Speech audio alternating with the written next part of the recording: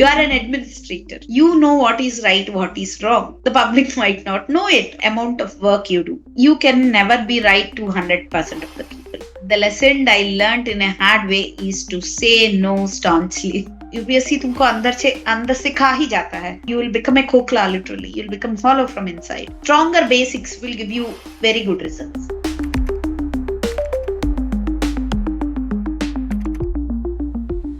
Welcome to Believe in Future Amazing Mentor, where we spotlight inspiring journey of resilience, vision and determination. Today we are honored to host Dr. Rani Susmitha, an admission turned civil officer currently serving as Revenue Divisional Officer and Sub-Divisional Magistrate in Andhra Pradesh. A gold medalist and PhD holder from NIT Trichy in Healthcare Management, Dr. Sushmita has been recognized with the Young Achievers Award by Dr. A.P.J. Abdul Kalam. She has earned diplomas from institutions like UN Women, Griffith University and Yale, and cleared UGC NET twice in management. Her career spanned academia and administration. She has been a principal, professor and researcher with numerous publications and books to her name. Now in public service, she continues to drive impact through governance and policy. Join us as we explore her incredible journey, childhood dreams, academic triumphs, civil service challenges, and the lessons she gathered along the way. Welcome, ma'am, to our show.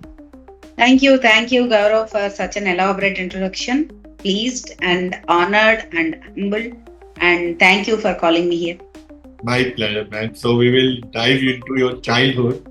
So can you share some memorable moments from your childhood? Yeah, I have many actually. I'm blessed to have very proper upbringing. I'm very pampered kid, and I was brought up by my grandparents, exclusively by my maternal grandparents, because my father got a central government job and he used to travel a lot across India with frequent transfers. My grandparents loved me most, so I was in a very joint family with uncles, aunts, their kids, and me along with grandparents. So I was exposed to many diversity over there itself. I'm very blessed and really fortunate to have such kind of. Who had been the biggest influence on your growing up? If I look back, so then I don't know when I'm growing up, but if I look back, so one of the most influential person in my life, I can say, is my maternal grandfather himself. His name is Sri Peri Lakshmi Narasimha Sharma. He hails from Pitapuram, a small town in then East Godavari district and currently Kakinada district of New Andhra Pradesh. And let me tell you one interesting fact as well. The current Deputy CM Sri Konidala Pawan Kalyan Garu also contested from the same constituency, Pitapuram constituency. So that is the place where I have actually brought up, and my maternal grandfather has been my biggest inspiration and great mentor actually. Why? Because I'll put it in perspective that he has done many PGs, many actually MA in Telugu, MA in Sanskrit, MA in English. So he got many linguistic capabilities and he transferred that linguistic capabilities in form of stories, poems to all the kids over there.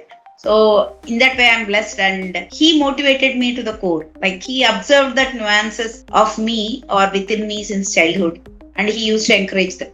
So were you always academically inclined, or did you have other interests as well?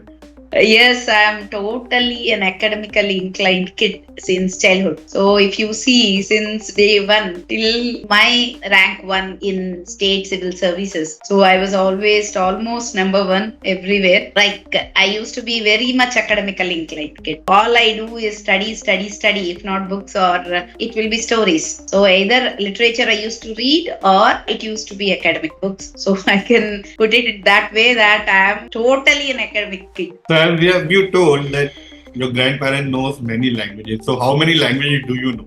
I know fluent Telugu writing and reading, fluent Hindi writing and reading, fluent English writing and reading, fluent Tamil talking, and Malayalam a little bit of talking, Kannada a little bit of talking. So linguistically, I can say, and Sanskrit writing, reading a little bit of that. I can understand many languages, and I used to read literature from many languages as well. So any childhood dream that you eventually let go of? No, actually, one childhood dream I used to have is to clear my MBBS. So I'm a doctor. Like I dreamt to become a doctor, but I became a doctorate instead of a doctor in healthcare management only. A little bit related to it, just like the nowadays NEET. We used to have MSET in Andhra Pradesh. So and in MSET I missed marks with very few margin. So then I was falling short, and I was failing in that dentistry and agricultural BSc side. So actually my IP marks are quite good, but that means into plus 12 marks are quite good, but I was falling short of this. So then I thought of taking one long term, but my parents didn't allow me. So they were pushing me towards graduation instead of falling back, taking a year or two of break and preparing for a long term. So that is one dream I still unable to achieve. But of course, during the process, I read many textbooks of MBBS, but officially not got any certificate or credited. But yeah, that's the only dream I let go of. So how was your experience at the Central University of Hyderabad?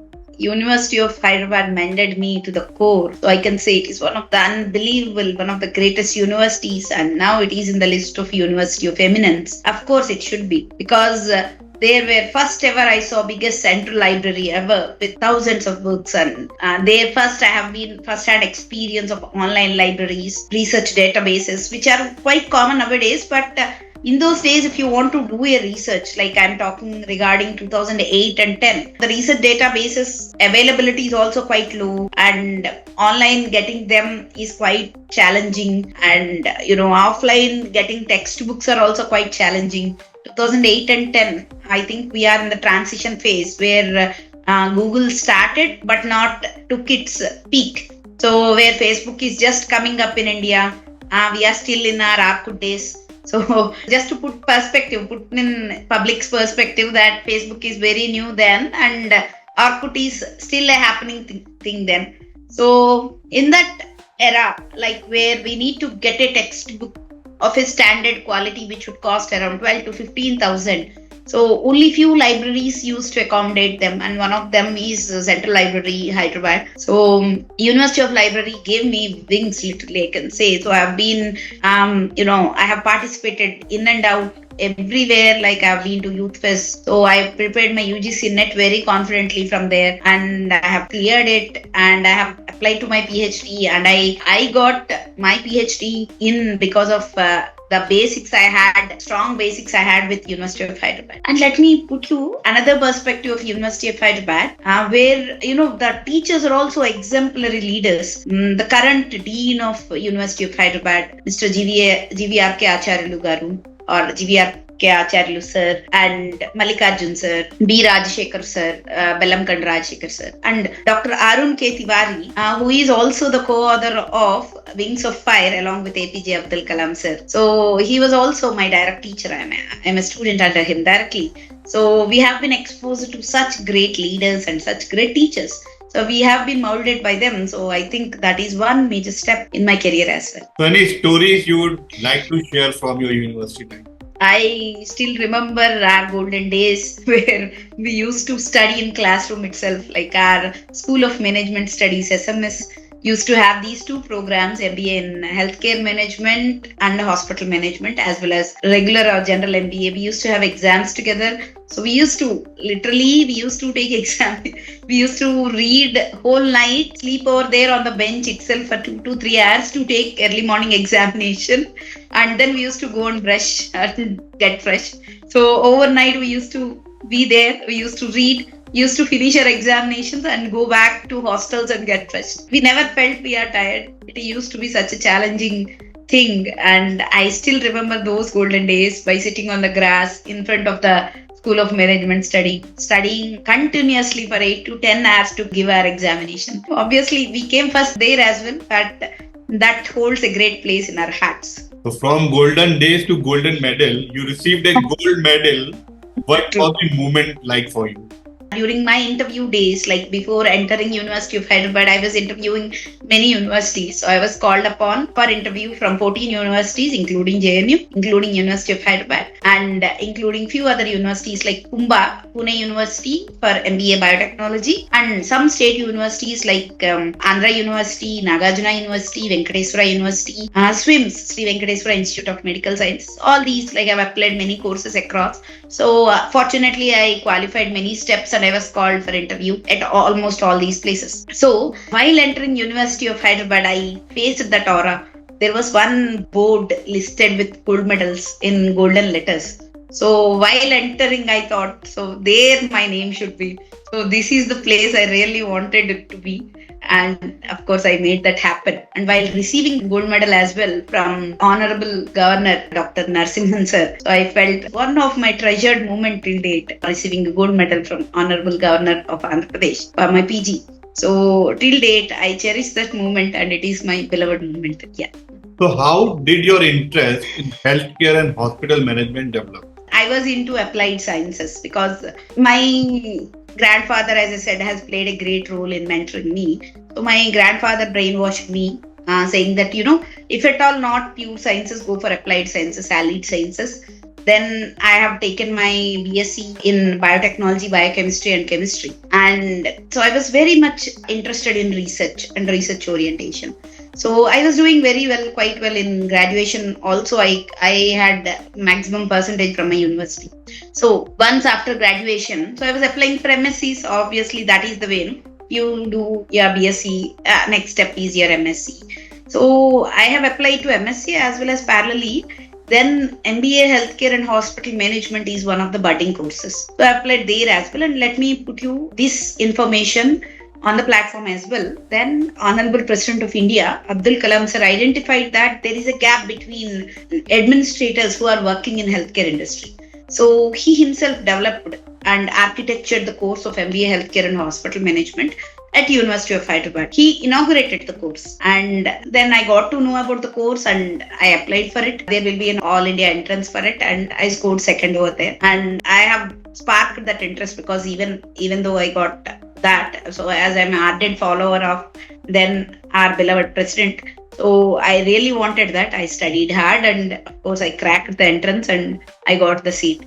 That's how it got connected. I really wanted to do either MSc Biotechnology or MBA Biotechnology. MBA Biotechnology is also then very new course where across India in government college it is only offered at Pune University of Business Administration. There I went till interview, but MBA Healthcare actually attracted me more. Then I went towards MBA Healthcare. So how did your time at NIT Trichy shape your research mindset? The NIT Trichy, National Institute of Technology Trichy, is one of very renowned research institute. So highly famous for its computer sciences, data analytics. So I was fortunate enough to be a research student under Dr. M. Punyamurthy sir. So, and he is one of the ardent researcher in both management and data analytics arena. So I was very fortunate to be trained under him and able to finish my PhD within 3 to 3.5 years, just like that, because his mentoring is quite good, and as I was under him, he was directing me in a very correct path. So I was able to publish papers. So I have written out publications with Springer International. So I have one textbook published. I have many international journals, papers published. Currently, like long back, I have written a paper and which is getting into ADBC category, A category journal as well. And I have many C category journals published, B category journal published. So it has been shaped in such a way. NIT Trichy holds very strong research basics. So if you get into NIT Trichy, the research programs are quite ardent, quite rigorous. So till now, I still remember there will be very serious, rigorous classes, serious discussions, and the research culture of NIT Trichy holds very dear place in my heart, and the culture is quite different. So there will be very serious research culture. It is not not like any state university or simple private university where the research culture usually gets diluted. Many preference will be given to PG students or graduate students, but the research students will be kept aloof. Now, here, research students will take classes along with PG students. The culture is such, there will be much more interdisciplinary talks, and you'll find out who is doing what and what is happening across the world, what is happening in your parallel institutions, all over NITs, all over IITs. And NIT is also feeder institution for IIT Madras. So IITM also caters its hands and lends its hand to NIT Trichy. So hand in hand they go. And it's also one of the feeder institutions from IIM Trichy as well. So very well established institutes, well established leaders and well established researchers, ardent researchers are there. So they're helping the budding researchers out there, and very fortunate to be a part of it as well. So after excelling in academics, what motivated you to begin your career in teaching and research? During PhD only I got married. I told to my husband that okay, after my PhD, we'll do my postdoc, we'll settle some abroad, someplace, might be USA, UK, then we'll pursue academically over there, and let us settle there as scientists or academicians. That's what my mindset is clearly about, because I was studying rigorously, I was into academics. Then again, the role of my grandfather came in. So he only pushed me. See, you have touched one peak. You have pursued till PhD and immediately you have done without wasting any point of time. Like, I'm one of the youngest PhD scholars, one of the youngest to finish PhD earlier. So why not you use all the time which you have saved in early days to crack UPSC? Because see, you have studied sciences and then you have shifted to applied sciences, because rather than studying pure sciences, applied sciences might have high values and it might cater to the society more. Now, if you become an administrator where you can coordinate between all these people who are so-called scientists and society, if you can bridge the gap between them, being an administrator, then I think you'll have that moment of pursuit. So that happiness of pursuit. Then he molded me in such a way. So that encouraged me to sit for UPSC and sit for state PSCs. And here I am today. So your transition from being a student to an educator, what was your first teaching experience like? So after PhD, so while I'm preparing for UPSC, parallelly I was teaching as well. I still remember first class I took. So there are so many students I was teaching to PG directly, MBA students directly. MBA students, I'm hardly 3 to 4 years or hardly 5 years elder to them. So I've been to teaching. So and they used to ponder me with questions. So one thing I was lucky enough is parallelly I was preparing for UPSC. So I used to be very up to date with current affairs. So I used to teach them in a case study method, or what we call our classes as ponder the current affairs. So let us say if one of the students wore Crocs to the class. So I used to teach what is the business, so how Crocs is penetrated India. So I used to take marketing class totally out of one small object they brought to the class by adding all the current affairs stuff. So how it is getting penetrated, what are the strategies, what are the Indian implications they are using. Like I'll ask what they have dined out day before yesterday. Some will say KFC, some will say McDonald's. So then I'll talk about KFC, whole class, just by incorporating my topics into the case studies. Then they used to really enjoy the class, even though I'm afraid to the core teaching to them during my initial days. But they enjoyed, they loved my classes. I'm fortunate to say that I'm still in touch with few of the students of mine, and they still remember me. They appreciate my classes till late. So teaching is such a fulfilling field, because the students will never let you go off. They would have learned their lessons of life from you. So still I remember many students of me approaching me directly. So it is such a great moment for me. So as an assistant professor at SRR Degree College, what challenges did you face while mentoring students? At SRM Degree College, which is in Andhra Pradesh, so I used to go as a part-time professor. I used to teach marketing and strategic management to both MCOM and MBA students who will also come only few months, not continuously in a year, because the program is such a way. So they apply for only for few days, few months. Remaining all, they can sit at home, they can do their studies. It is a kind of hybrid model of PG. So I used to teach them there, and as well as degree students also over there. So one challenging task is for degree students giving notes. They totally depended on the notes which I gave. So I still remember my days. Apart from preparing UPSC notes, I used to prepare graduation notes to my students as well. That is one challenge I used to face. For PG students, I never gave notes. So I used to tell them, go study textbooks. Then only you'll understand all the case studies and all. For degree students, at least I gave them side headings and all. Go study textbooks and fill the blanks. But you need to write your question or project your question, because they'll just come out from plus two. They'll be very haphazard if you don't give them notes or if you don't guide them properly. So for PG students, at least they might be well versed with case studies, rather than if they understood the concept, then they can put it off in their own words. But conceptual understanding for graduate students is still at very basic stage. So I used to help them in that. So that is one tough challenge to teach to degree students rather than PG students. So, what inspired you to move from academia to civil services? Was there any defining moment? One defining moment is when I'm doing quite well with my career in academics. So I did joined as an assistant professor and then associate. So I was with one school, BSB school in Bangalore. I headed one MBA college over there as a principal, and then at Reva University at Bangalore. So I was being academic head for international relations and branding as well. And then immediately I went to cater to Administrative Staff College of India, ASCI, Hyderabad, where many of the civil servants across world will come to get training in administration. So it is like Labasna, Missouri, a kind of Labasna, Missouri. And ASCI is also called mother of all IIMs, because at very own ASCI itself, the idea of IIMs propped up, and from there IIMs got birth from ASCI. So ASCI is the first administrative college in India. So there when I got the job, and I was parallelly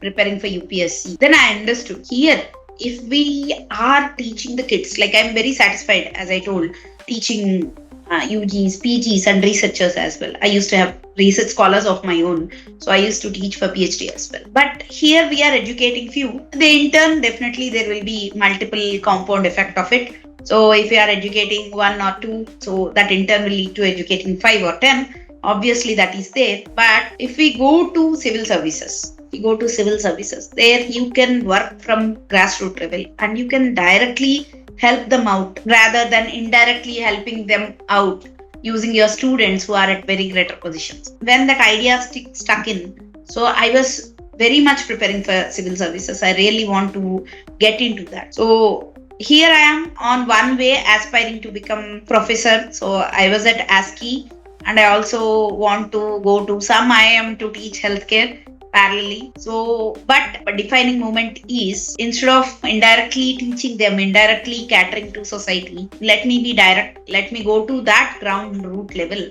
and let me cater to the needs of society. So that perspective changed my whole world, my career, and again I moved on with my career. So, how did your previous experience in research and teaching help in your civil service preparation? Of course, it really helps, because whatever work you do, you will inculcate some basic traits. Like if I'm a researcher, so I'll inculcate the trait of getting info from various sources, various authentic sources. That is one trait as a researcher you'll do. So you can't rely on one source. So that is the basic trait of a researcher. You will ponder through multiple sources and you will reach towards one small conclusion, and you'll identify difference between A square, B square, C square. Everything, every minuscule you'll identify. So that helped me actually in my civil services, where if a problem comes, so I used to ponder it with various levels, various parallels. So within state, intrastate, interstate, within districts, interdistricts, within mandals, intermandals, I used to compare. I used to easily resolve by comparing. So that knowledge actually really helped me in closing the problems at ground level pretty quickly, rather than a non-researcher. So, what were the biggest mindset challenges you had to make when stepping into administration? One of the major challenge while stepping into administration, according to government principles and rules, where working in corporate is totally different from working for government. In corporate, you'll have that freedom, that voice, that you can talk to any hierarchy. You can, call them by their first name. You can be very colloquial. You can get the things done. Even though it is academics, I worked in a corporate academics. So it is private universities I worked with, private B schools I worked with, and we can talk to VCs, vice chancellors, we can talk to university chairmen, we can have that close association. I can walk in, I can express my ideas. But when suddenly shifting my career from corporate to again pure administration, so hierarchy matters a lot. So if you have a problem at level A, you can't approach level C. You need to approach level B first. So, and then level C. If at all it hasn't catered at B, and then level C. If it hasn't been done, then level D. So you can't just jump from A to D just like that. You can't go and sit. But this is also one type of learning. This hierarchical learning. You can understand the person who is at level D will have ample, bigger challenges. I can say biggest challenges ever. So only it has been designed in such a way, because D will be busy with much more challenges. But A should tackle minute ground level challenges. So this hierarchical understanding I didn't got while I'm working with corporate. But in government, obviously I can see that there is very strong hierarchy and everyone has their own strict, rigid rules. And people will stick to their roles. So many aspire to become civil servant, but what is the reality of the job, and what mindset should not join civil servant? So let me tell you that I have given many interviews, let me sum it up. I am 22 passed out of state civil services with rank 1. Within 3 years, I almost gave 50 plus interviews. This is the first time I was thinking, who will pose me this question? You are the one who posed me with this question. The people with what mindset should get into civil services and people with what mindset shouldn't get into. Please highlight this question across all platforms, because people should understand this. Civil services is never about academics. So people will think that academically you are totally good, so you should get into civil services. Many people will have this mindset because you are a science student, you are scoring very well, so get into civil services. That's what people will push kids towards it. No, that is not the criteria.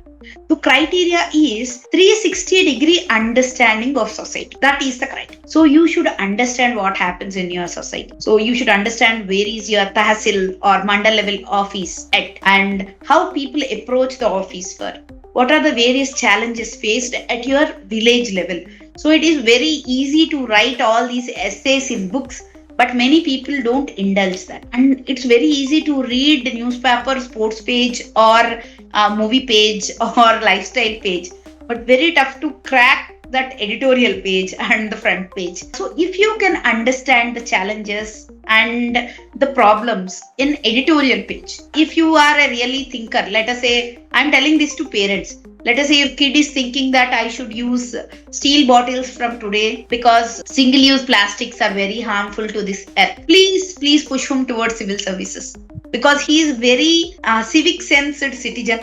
So definitely he'll have good orientation towards civil services. So even today, UPSC underlines this line that people with good civic sense and have good understanding of society will be very much easier motivated or will be an enabler to civil services rather than any other person. So like if you are good at academics and you big lengthy essay without your self experience or without anything you have undergone in 4 walls, MDish 4 walls, you are just mugging up stating that, if there is problem at village, I'll approach so and so and I'll clear it. No, that never works. You need to go really what happens at village level. You need to talk to that village level authority. You need to talk to that mandal level authority.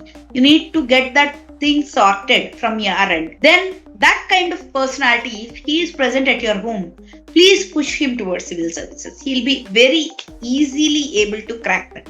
Because basic books though everyone will read. Everyone. So basic sciences, basic social studies, basic history, civics, economics, all those books will be read by each and everyone. If you are into graduation, nowadays I think with ChatGPT also you can get gist of notes. So you can read anyhow, anyway. But putting answers with solutions to the questions asked is one of the major challenge. Many can clear prelims, but the main difference comes with mains and interview. So why many people fail at mains? Out of 10,000, almost out of 10 lakhs, 10,000 will qualify for mains. Out of 10,000, almost 3,000 will qualify for interview, and around 900 to 1,000 will come out as civil servants. So why? What is the difference between all these 10,000 people attempting and all those 3,000 qualifying for interview? The only thing is, it is their real life exam. They would have faced those in their real life. Their impact, they'll put it on paper, is quite high compared to those who mug up those answers. So I still believe, though, if you have a child or if you have someone at home who has a major civic sense and who can study a newspaper from starting page to ending page by comprehending the newspaper in a 360-degree way, then he'll be perfect fit. And we can immediately know that as well with other qualities of him. If he goes to any debate, he can clear the debates well. If he go to any essay writing competition, he'll get some prize, he'll be praised by many. If he goes to any elocution or jam sessions, he'll ponder some logical questions where many people will stuck. So that kind of personality should get into civil service, not because you are academically strong. So what are the misconceptions people have about a deputy collector's role? One major misconception people will have if you are getting into civil services and if you are becoming deputy collector cadre is that you'll have so much of political pressure. Being a woman, choose teaching or academics instead of getting into sarkari naukri or government job, because so much of political pressure, everyone will sit on your head to get this work done. Please, no such thing happens. So one talent you should have is to say no staunchly. So even though if you face any political pressure, by saying a simple no, there won't be any pressure mounted. So no one will force you to sign that signature. It is you are doing. It is you are going into that situation. So the same, the pressure mounted is same in any sector. Let it be entertainment sector. If you are an artist, so there will be pressure mounted by some company to deliver some pieces of art on time. If you are an academician, so many hours of teaching you need to complete on time. So many research score you need to get it per year. So always the pressure is mounted by one or the other point from your higher up. So here is also same. It is just like doing any other job. But one thing it differs is having the vast availability. So you are available to many sets of people, and many sets of people will walk in and will express their concerns. So you will be in charge of many departments and you need to tackle those problems. Yeah, that is there, but it is like working any normal job. And so only you are called an administrator because you will be administering many departments at division level. First of all, deputy collectors work at division level. Here in Andhra Pradesh, those are called divisions. So the tehsils, mandals, group of mandals are classified into divisions and group of divisions classified into districts.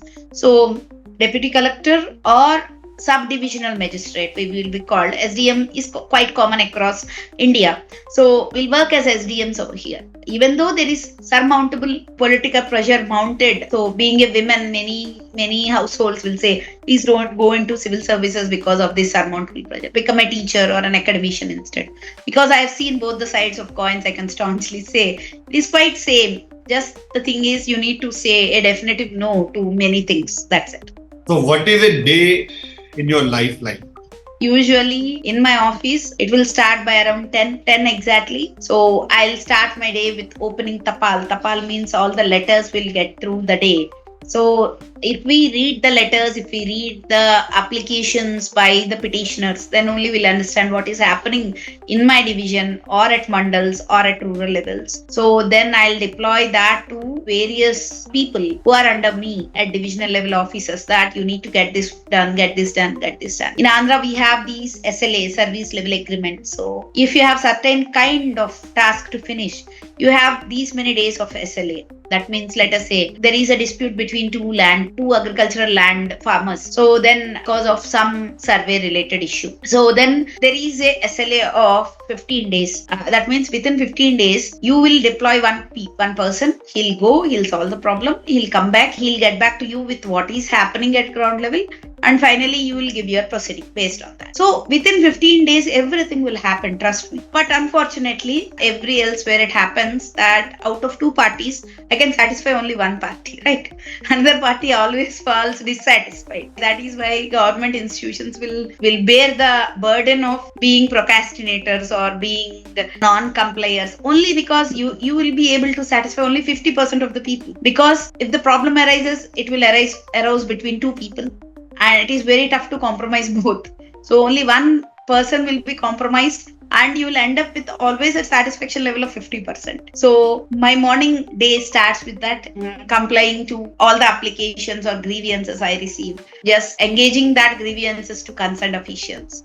And then I take walk-ins. So many people will walk in with their grievances. So many public will walk in. So I'll hear their grievances, and for some I visit on ground. So I myself will visit. So I'll intimate my mandal level officer and concerned departmental officer as well. I visit on ground. I'll ensure that justice delivers to the person with rightful ownership and with rightful choices. And afternoon there will be one TC and one VC. So one teleconference and one video conference will be there. And then we'll be pounded up with so many communication from bottom up hierarchy and from top to bottom and bottom to top. Both the communication lines we need to finish off, because let us say one message has been passed, it should be passed with proper underwriting, with proper remarks to concerned person, specifically addressed.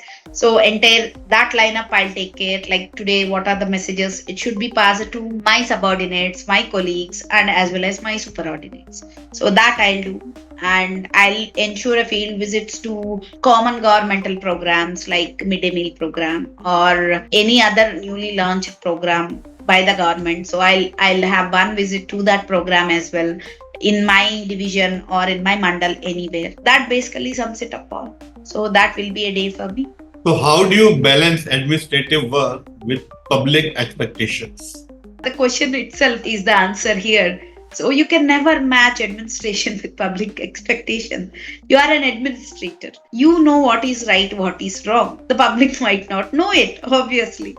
So you act as per law, as per rules, right? Okay, there will be some amount of compassion, there will be some amount of empathy, but empathy, compassion shouldn't be the criteria to take entire your decision apart. Okay. So the public will expect anything, but immaterial to that, you need to act upon rules, you need to act upon law. First of all, that is your criteria. The public might expect you to be at office at morning 9 till night 12. So that might be the expectation of public. But as per rules, 5:30 to office finish hi ho gaya.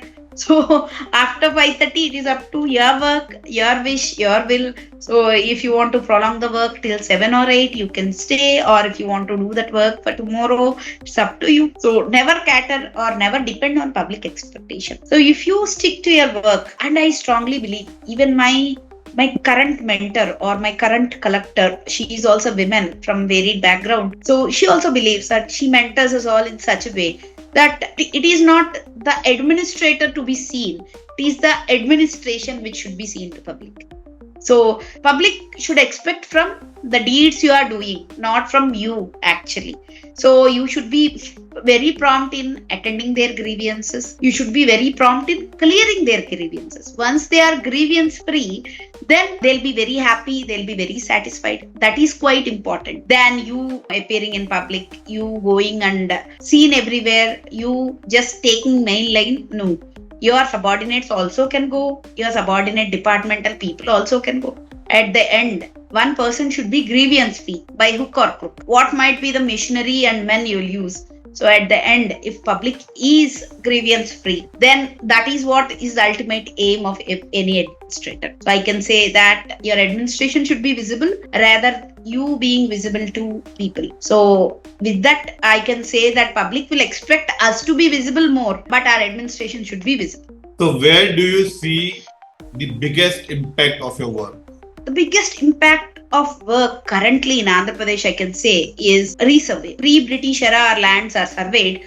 Until now, no state ever has taken up this biggest of a challenge to work on resurveying of land. Usually small surveys happen, which depend on age-old survey number, and which is almost more than 100 plus years old, and depend on those records only. Now we are in the age of this much of technology, and unfortunately, no state has come forward to take up resurvey, and Andhra Pradesh is first taking up that exercise of resurvey, and that too with drones.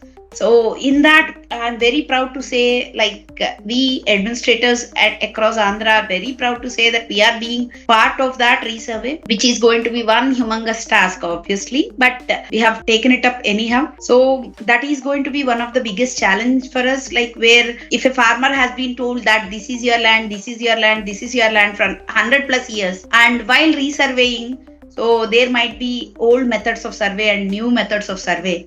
So we are surveying using drones, using satellites, using gimbals, using whatnot, everything which is giving very accurate latitude and longitude. And in age-old method of survey, so it used to be chain survey. There might be human error involved, but people never questioned it. So it has been, the mistake might have carried forward for 120 plus years almost.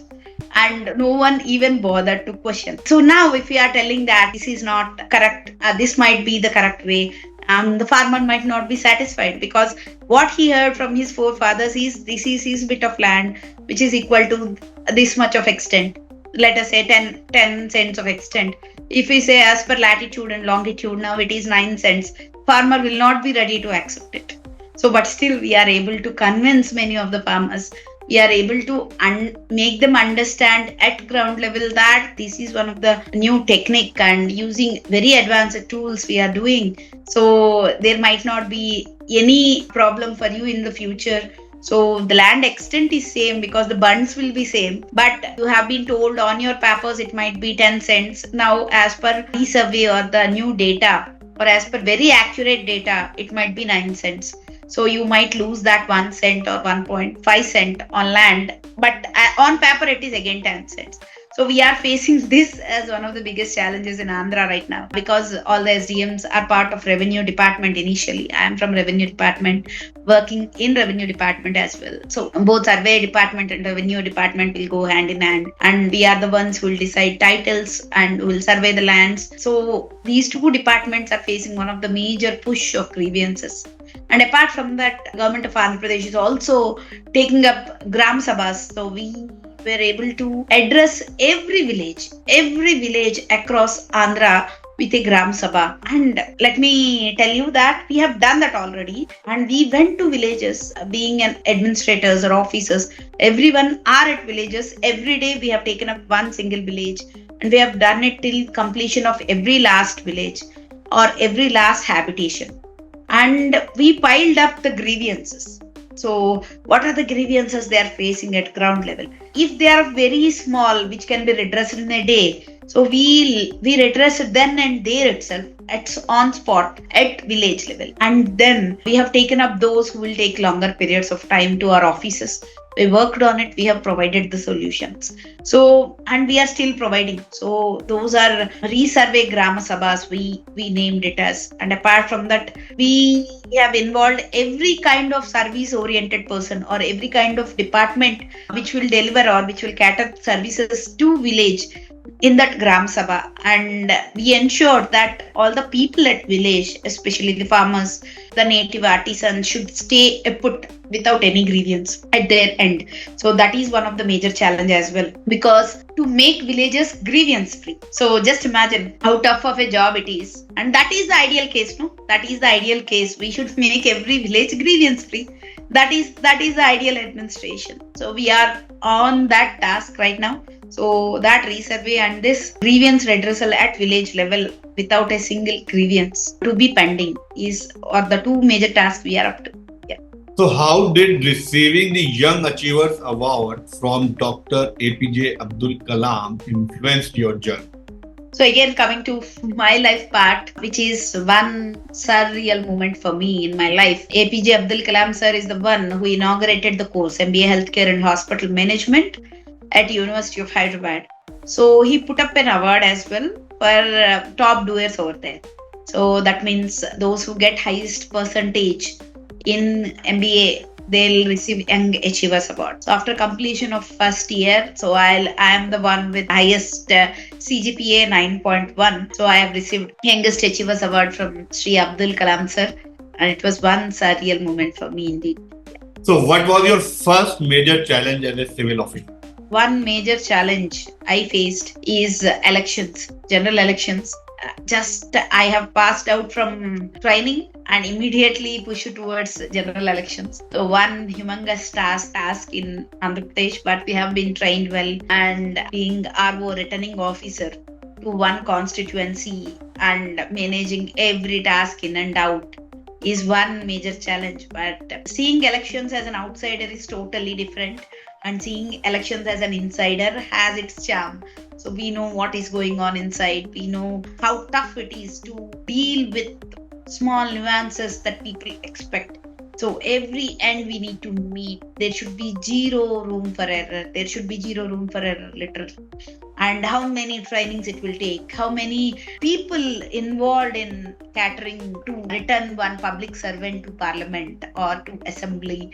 So it is one humongous task, and very fortunate to be a returning officer of one of the constituencies for general elections this year. Just entering into service after immediate training and then being a returning officer is one biggest challenge for me, because that is very overwhelming. We used to work almost 12 plus hours, sometimes 16 plus hours, depending on the workload. When elections are getting nearer, when code was announced, so we were on the whistle. And that time I was working as SDM for Kalyan Durg, which is in the border of Karnataka and Andhra Pradesh.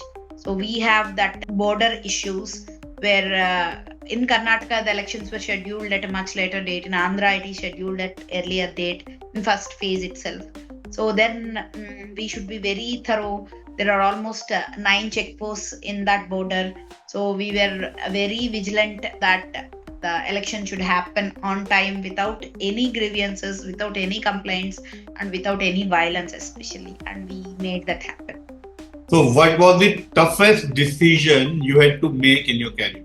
First and foremost toughest decision is after my PhD. So sticking academics and preparing parallelly for UPSC is one of the toughest decisions, because as I already said, I'm into academics totally. I got postdoctoral seat at National University of Singapore, NUS.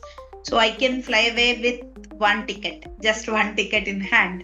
So I got the seat. If I fly away, so I have a seat waiting with good fellowship over there, and I can pursue my favorite course for further 2 more years. I'll be postdoc from Singapore. So that is what every researcher would wish for. Then I was hesitating a bit. Shall I go abroad and do my postdoctoral studies or not? And there also I got 2 placements, one with Germany, one with NUS. So I was in that dilemma. But again, because my grandfather has brainwashed me, so I stayed back. So I thought, let me give a chance to civil services rather than going for postdoctoral studies. And that is one tough decision because I have the seat with good fellowship. So I just left the seat just like that and I stayed back. And one of the toughest decisions I faced was I am teaching at ASCII when I got the result announced. So Administrative Staff College of India is one such renowned great place where you are teaching, where usually multiple people who are administrators, public administrators will come to get trained under you. So you are a trainee position to all the administrators across India, not only India, but across worldwide. And from giving training to from trainer to you are becoming trainee again if you become an administrator. So I'm a trainer over there. So that is one such tough decision, leading out ASCII, because that is very highly fulfilling job, which is into policy making. Eventually, my dream is that I should get into policy making. That is the dream of any administrator, because he has seen all the ground level reality. He'll help out in policy making. So there I am into policy making as a trainer come researcher come professor over there. So again, coming back to trainee, that is being an administrator, one among the so many administrators who will visit ASCII for training. So it is just vice versa. That means teacher becoming student again, put in perspective. So I'm a teacher over there, and many of the civil servants, not only from India, from Bhutan, from Nepal, from Bangladesh, many civil servants will come, they get trained over there. So that is one such challenging decision, because the day one I have joined ASCII, and after that within 5 or 6 days my result got announced. So and I stood first in the state. So I immediately I put in my papers. So that decision, after that decision, I put in my papers and came out of ASCII. But till date, that is one of the toughest decision. I was asking everyone I know whether I stay back or whether I become an administrator. Then again, everyone put that seed that working at ground level is quite highly important than again being at policy making level. So again, I came back as an administrator. Yes. So, how do you handle criticism and high pressure situations? What amount of work you do, you can never be right to 100% of the people. So even if you are very good at your work, even if you are very sincere, there'll be few lads who will throw stones at you. So you should accept that and you should move on. So because being in administration, people will think that those who are praised well are the only fair ones, those who are criticized are unfair ones. No such thing as that in administration. So if you do your work, as I said already, 50% of the people only will be satisfied. Other 50% will always criticize you. So don't take up that criticism to your heart, to your mind. Just stick to the rules, do your job, be somewhat empathetic and compassionate, and do help yourself to do greater good. That's it. So, a lesson you learned the hard way. The lesson I learned in a hard way is to say no staunchly. Yeah, because I am such an amicable person during my graduation days, my post graduation days. So I'll tell you how amicable I am. So tomorrow is my exam, but many friends will approach me because I am an academician. Till then, they won't write notes, they won't take anything, but they'll approach me saying, please notes de do. And I to sikha do, bas, you teach me all these topics. So I used to put so much pressure on myself, teaching them, giving them my notes, even though they bunk the classes all the time. So then I learned to say no very staunchly, because not at the cost of me, because tomorrow is the exam. If it is any other day, I would have happily agreed, happy to help. If it is just a week before also, I would have agreed, but not just one day prior to examination. No, I can't tolerate that. So I used to say no staunchly to them. I lost many friends in that way, but still okay, fine. I learned, stick by it, to say no staunchly, even though you initially lose few people, but that staunch no will help you in future. Yes. So, what would you tell to students preparing for civil services? I'll tell to students preparing for civil services that civil services is not life, first of all. Okay. So every student should have everything in their cup. Like, you should be entertained, you should study hard, you should sleep well, you should have quality of life, you should eat well, you should play well, you should be in touch with relatives or your family well. All those will culminate into good civil service. Let us say there'll be people who will block themselves out for years and they'll emerge as civil servants. There might be very few. But you shouldn't miss life as a part of preparing for civil services. That's what I'll say. If you want to crack civil services, you should have entertainment hour every day. Even I'll teach thousands of aspirants over here. I'll say, if you are studying for 8 hours a day, put half an hour to 45 minutes as entertainment, where you entertain yourself. You want to play PUBG for those 45 minutes. You want to play Free Fire for 45 minutes. You want to watch a series, watch an episode for 45 minutes. You want to watch a movie, cut short the movie into 3 parts, watch 45 minutes for that day. So you should have your entertainment hour. And at the same time, you should have your worry hour. Worry in the sense, I know what kind of people will prepare for civil services. All those who are in their very happening phases of life. Like, those are your prime years, right? So if you are from 20 to 30s, your prime age, whether you are successful to the core or you are failure to the core will be determined on the efforts you put in that prime age. So in that prime age, everyone will have their worries. Let us say, if you are a girl, you have that boyfriend-girlfriend worries, or if you are a boy, you have that girlfriend worries. What will happen to my girlfriend if I won't crack the UPSC, or what will happen to my boyfriend if I won't do this at this prime time. He or she might get married to another person with their family's pressure. So you have that, and you have this compounding effect of work. You have given 2 or 3 attempts, you gave 2 attempts, unable to clear 3. So what happened? Teesra kaisa hoga? So that kind of surmountable pressure will be there. So apart from that, mother and father, their health, their money you are spending. So that kind of pressure will be mounted on you. So all these financial, personal, physical, every burden will be there. Apart from that, ठीक से खाओगे नहीं, पियोगे नहीं, and then you'll accumulate unhealthy diseases or unhealthy things. So all these will affect your result. So keep some worry, every day 15 to 20 minutes. You think of all the worries you have in the world. Okay, your favorite actor, actress, उनका शादी नहीं हो रही है, तुम्हारी नहीं हो रही है. You think of everything, every worrisome thing in the whole world. Only in those 15 to 20 minutes. Uske baad, that corner of your mind is totally shut. You shouldn't be worried. What might happen? After 24 hours, it will open again. Then you can begin to worry again. So you should have that entertainment hour, 45 minutes, 15 minutes of that worry hour. And one more thing, you should have that peaceful meditative hour for 15 minutes, 10 to 15 minutes, not more than that. So be calm to yourself. You can't run every day. You can't be so angry. You can't be so anxious every day. Sit at peace for 10 minutes. Let the world move on for 10 minutes ahead of you. Nothing will happen. So just 10 minutes, rest, sit at peace, and then start then you can run, or you can leap, or you can jump, whatever it is. But after that 10 minutes of sitting at peace, that is for you. You contemplate your ideas, your thoughts, whatever it is in that 10 minutes.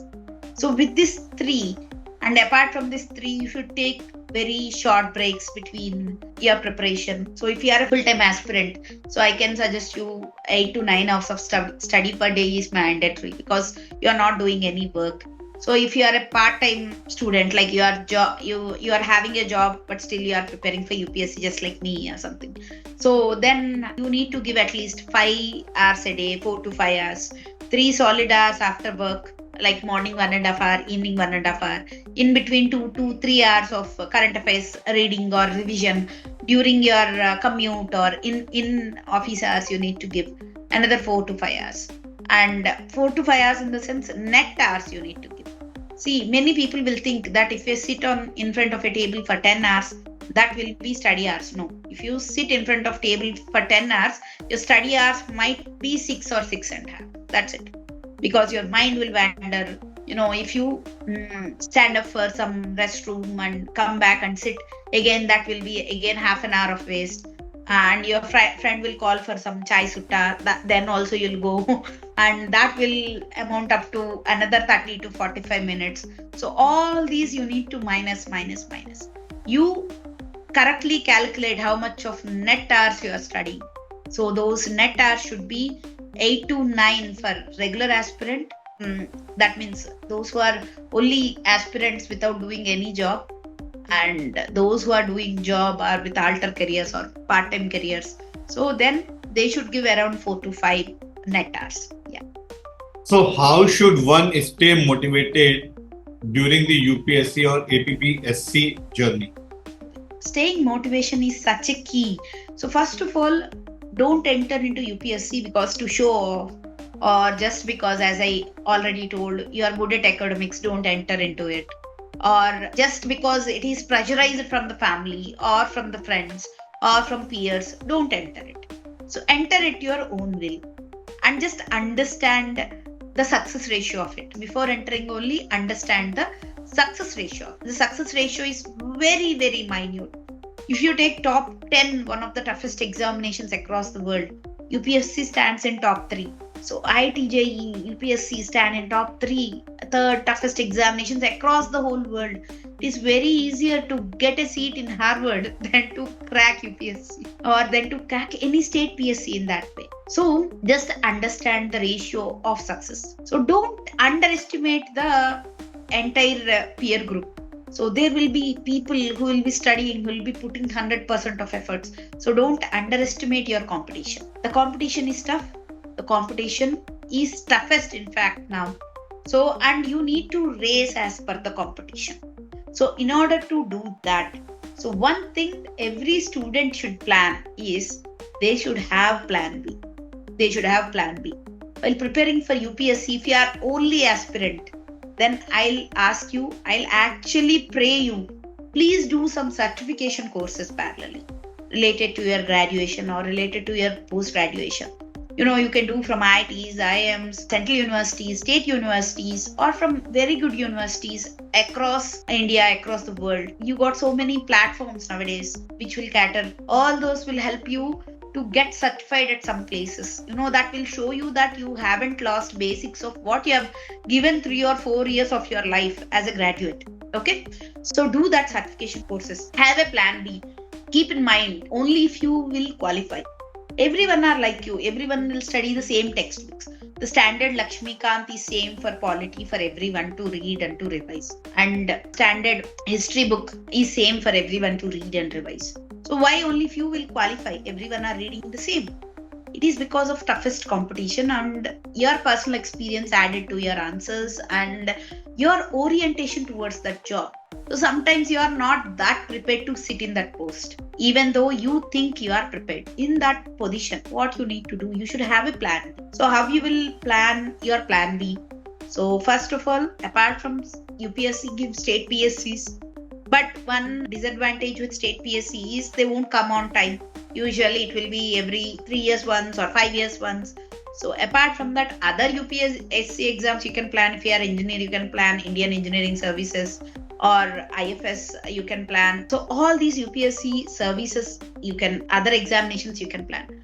Apart from that, you can also give an attempt to SSC CGL. Just like casually, you can reject a job after joining also. That is not a matter. But if you have something in your hand, that will build your confidence to the core. And no, you are not interested in all those jobs, but you have done your PG as well. Just like me, you have done your PhD as well, parallelly preparing for UPSC. So you write your UGC net and clear that off, or CSIR net and clear that off, because that itself will make you qualified for lecturership or research fellowship. So if you have time period of 3 years where you can apply anywhere, any university across India, and you'll end up with good scholarship. So you need to give net and be ready with net, or do a distance PG in your optional subject.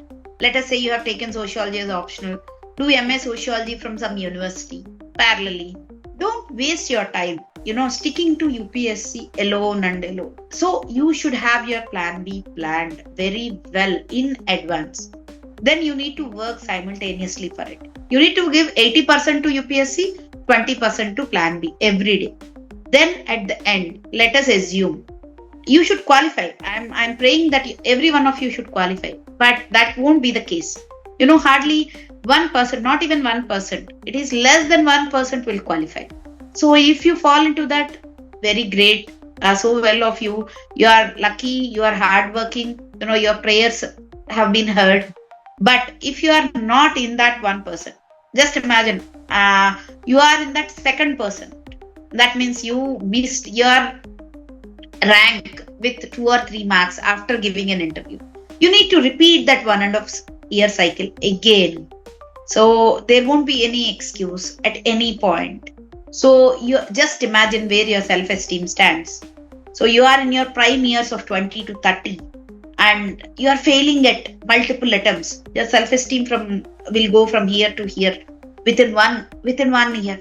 So you'll think that you are a burden to society. You'll think that you are a burden to family. You'll develop negative thoughts. Your mindset won't be that free. You will confine to yourself. You won't be free with all the relatives and friends. You won't think of other opportunities apart from UPSC. So just imagine UPSC as only one examination. That's it. Don't overthink it. Don't overdo it. Do as per your plan. Keep plan B. on plan B, you should work 20% of your time and 80% of your time should be UPSC. So at the end of the day, if you don't end up as a UPSC civil servant or state services civil servant, so your plan B should come into front end and you should move on with your life in plan B. So I guess everyone would have seen the series Aspirants. So that truly reflects any of the aspirant life. And if you know, अगर होता है सब कुछ अच्छा हो जाता है तो God grace. अगर अच्छा नहीं होता है, you can never take that UPSC from you, you know. And I think in first episode itself he'll say UPSC तुमको अंदर से खा ही जाता है. You will become a खोखला literally. You'll become hollow from inside. So because you have given 7 or 8 years of continuous preparation, you'll end up failing at every attempt. You think yourself as a waste or a burden to society. Please don't be. You are one flourishing youth. You have so much of career. If you put that hard work in any other career, you would have been great at that field, undoubtedly. So please don't fall into that negative trap. Okay? So plan your plan B ahead. So that is one advice I'll give to every aspirant over there. So what mistakes should young professional avoid? 2 mistakes I have observed many people will do very casually is you would have taken classes online, you would have prepared everything, but you haven't read the syllabus top to bottom. So no one will touch the syllabus only. So you have to see the syllabus of UPSC first. You should carry it with everywhere you go. In short, I'll tell you should tattoo the syllabus over in your hand. So, or you take micro xeroxes, keep it in your pocket or keep in your purse. Because everywhere, everything you should connect with your syllabus. You should connect with your syllabus. Let us say there is governance. Then there is ethical governance is the syllabus. So definitely there will be one question on ethical governance, right? And you should, if you know the syllabus, then if you have seen someday, if there is any person taking bribe from you, call this number 1960, which is ACB's number, or dial 100 or something like that. So there is some ad over there. Then you should relate that to ethical governance in your syllabus. So, and then you should think, okay, if at all civic societies should have the sense of ethical governance, and you should correlate these 2 points, these 2 timestamps in your life. It is like, I'll put in this word, Who Wants to Be a Millionaire? That movie is there, no? In that movie also, same thing happens. Whatever happens in life will be the questions if you sit in a hot seat. And at the end of the day, they'll come to your forefront and you need to face them because they have happened in your life and you will be a successful person. So if you can correlate and if you can connect the dots between everything happening in your life and connect those dots with syllabus, then that will be one of the toughest thing to do, but it should be done properly. Connecting everything to your syllabus. So read syllabus thoroughly. And another thing one should do is previous year question papers. Don't underestimate PYQs. Even if it is silly question, you just remember this question came from that year because it will have its significance. Many of the professors will make paper, will give question, still have that mindset of, because it is human's tendency to repeat. Okay, if you see my past 50 interviews, I would have repeated my views. My views can't change, na?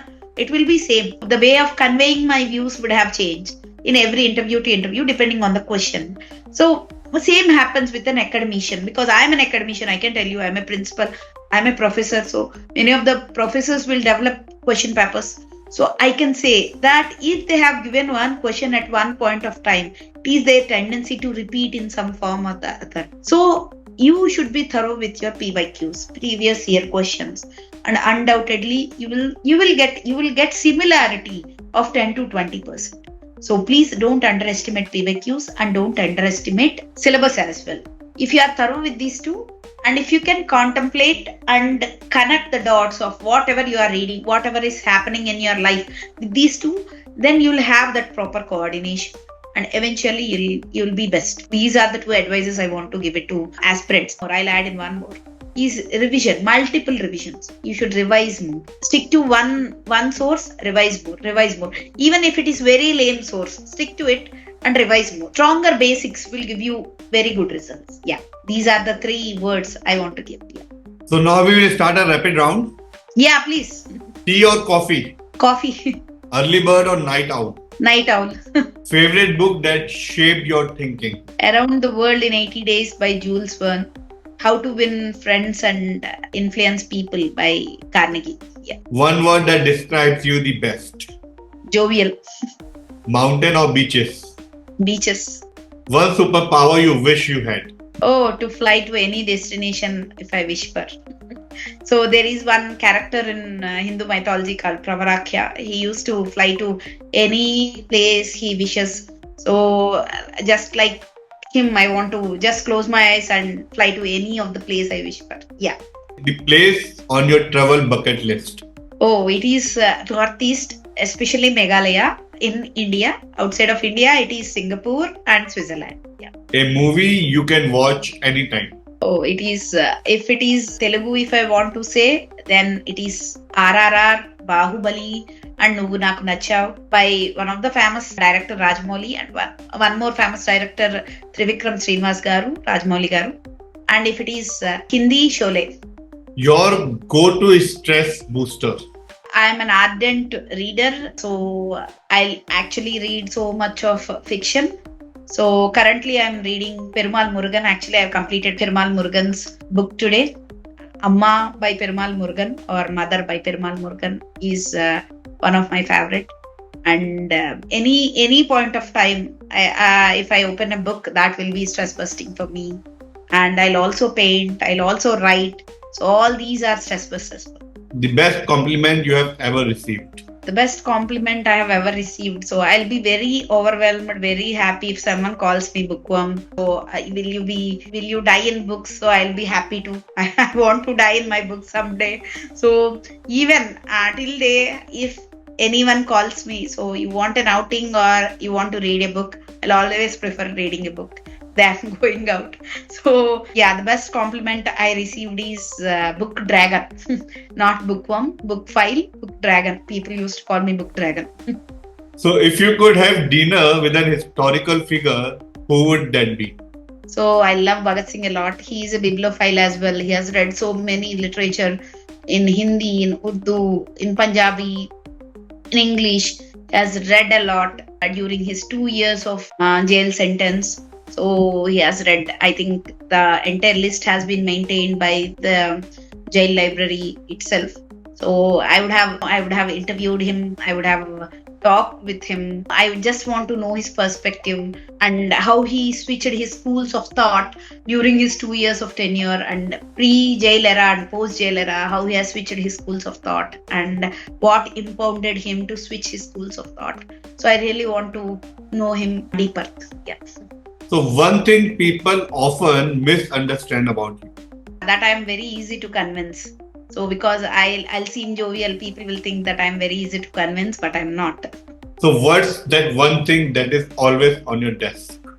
Oh, my favorite pen. So my husband gifted it to me. So which smells of coffee pen. So if I write it with it, so as I love coffee, so it will smell of coffee. So that I'll have on my desk always.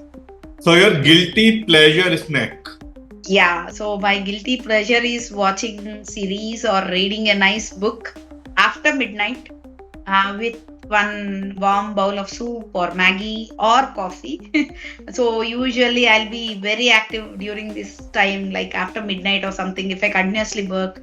So my brain won't settle or won't sit. So I'll continue to work from 12 to 2 or 12 to 3. My brain will be in that strong, sensible mode. So then I want one good series or one good book. I'll finish off within 2 or 3 hours with one warm bowl of something, either soup or Maggie or coffee. So that is my go-to pleasure. So a subject in school you struggled with? I struggled with social studies. So I'm very good at science and maths and all the languages. But social studies is the one I used to struggle a lot. I never used to get good marks in history as well. Yeah. So one small daily habit that makes a big difference?